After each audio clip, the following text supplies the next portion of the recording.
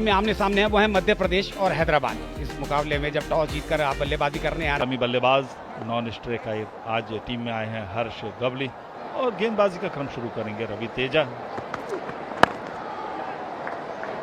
और सिंगल के साथ मध्य प्रदेश ने अपने रनों की शुरुआत क्रीज के कोने का इस्तेमाल बड़े आसानी के साथ डिफ्लेक्ट कर दिया गया इसको डीप बैकवर्ड स्क्वायर सीमा रेखा के बाहर 4 रन।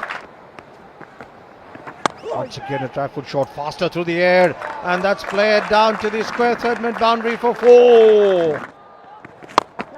ये थोड़ी सी ज्यादा लंबाई की गेंद उठाकर खेला है, गेंद एक्स्ट्रा कवर के ऊपर से 6 रन। एक बार फिर उठाकर खेला है गेंद को, टाइमिंग अच्छी उसके नीचे आ रहे हैं खिलाड़ी लेकिन आते ही रह जाएंगे 6 रन के लिए गेंद। And this time goes over the top and another 6 this time to Harsh Gowli.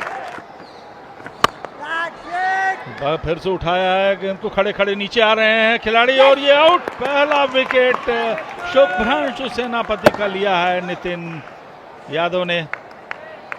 इस तरह से 92 रन की साझेदारी के बाद शुभ्रांशु सेनापति 42 रन बना